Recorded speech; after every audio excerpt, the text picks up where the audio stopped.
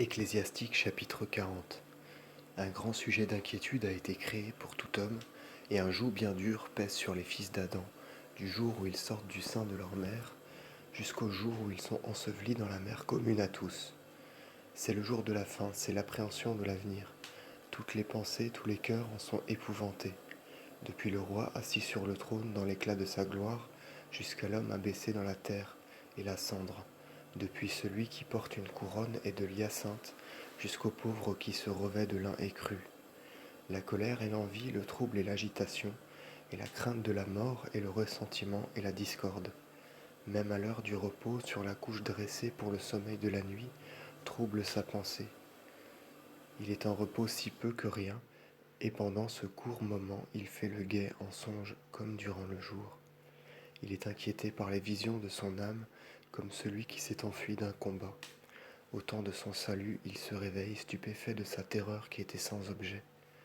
Cette terreur est avec toute chair, depuis l'homme jusqu'aux bestiaux, et avec les pécheurs 7 fois. Plus la mort, le sang, la discorde, le glaive, les oppressions, la famine, les brisements, les fléaux, ont été créés contre les méchants, et c'est à cause d'eux qu'est arrivé le déluge. Tout ce qui vient de la terre retourne à la terre, et tout ce qui vient des eaux rentre dans la mer. Tout don corrupteur et toute iniquité périront, la bonne foi subsistera dans l'éternité. Les richesses des injustes sécheront comme un ruisseau, elles auront le retentissement du tonnerre pendant la pluie. Telle met sa joie à ouvrir des mains avides, ceux qui pêchent ainsi périront. La race des impies ne multipliera pas ses rameaux, et les racines des impurs sont sur l'escarpement des rochers. Elle avait fait grand bruit, elle sera arrachée du bord des eaux et des rives des fleuves, avant toute herbe des champs. La grâce est comme un jardin béni, et la miséricorde existe toujours. La vie est douce quand, en travaillant, on se suffit à soi-même. Mieux vaut cependant trouver un trésor. Les enfants et la fondation d'une ville affermissent une renommée. Mieux que l'un et l'autre vaut une femme sans tache. Le vin et la musique charment le cœur, mieux que l'un et l'autre vaut l'amour de la sagesse. La flûte et la harpe ont la douceur du miel, mieux que l'un et l'autre vaut une langue gracieuse. Ton œil désirera la grâce et la beauté, mieux que l'un et l'autre vaut l'herbe du champ que tu as ensemencée. Un ami et son compagnon vont à l'occasion l'un au-devant de l'autre, mieux vaut l'accord d'un époux et d'une épouse.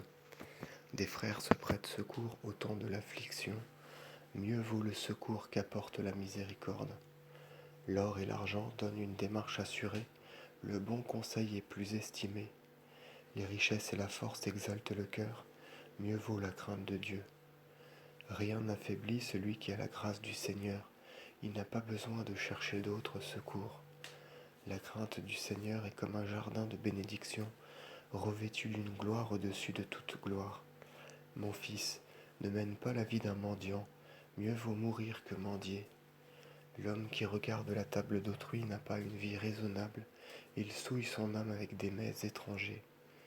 L'homme instruit et bien élevé s'en gardera. La mendicité sera douce à une bouche sans pudeur, et le feu s'allumera dans ses entrailles.